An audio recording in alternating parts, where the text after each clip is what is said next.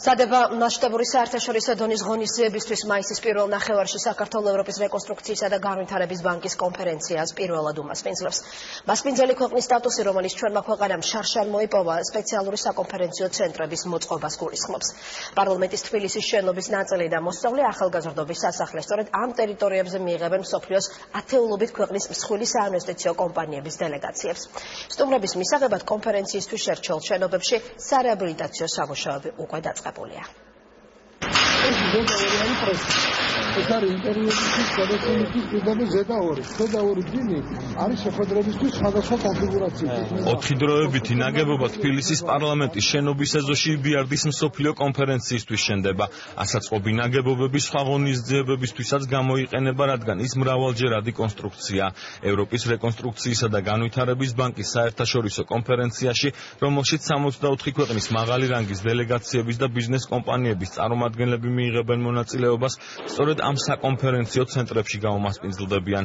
სამუშაოების მთლიანი ღირებულება 2.607.464 ლარია. სამწუხაროდ საქართველოში არა გვაქვს საგამოფენო სივრცე და ისეთ სივრცე, სადაც შესაძლებელია ასეთი მაღალი დონის კონფერენციების ჩატარება.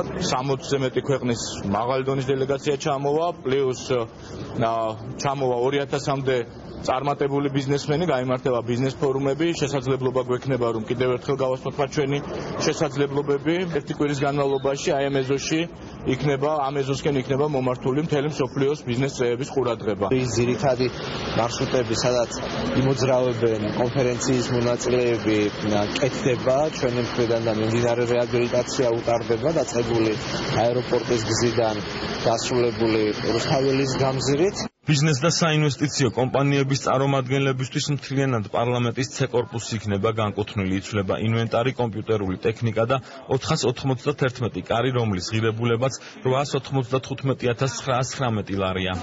აი ნახეთ, რითია გამაგრებული აბსოლუტური უმრავლესობა პარლამენტის კომიტეტებს.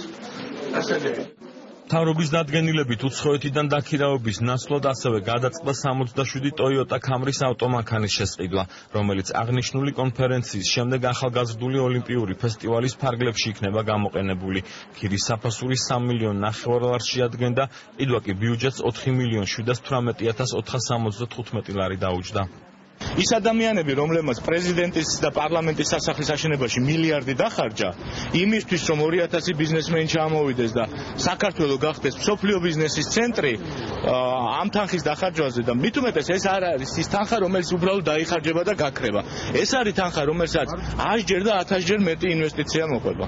კიდევ ერთი ადგილი, რომელიც კონფერენციის მონაწილეებს უმასპინძლებს, მოსწავლე ახალგაზრდობის შენობა, ფასადის და ინტერიერის რეაბილიტაცია ბიუჯეტს 255.487 ლარი დაუჯდება. იბიარდის კონფერენციაზე საქართველოს საკუთარი საინვესტიციო პროექტები წარსდგება და უცხოელი ბიზნესმენების დაინტერესებას შეეცდება. ეკონომიკის სამინისტრო რამდენიმე ათეულ პროექტს ამუშავებს, მათ შორის დიდი ნაწილი ტურისტული ინფრასტრუქტურის განვითარებას ეხება.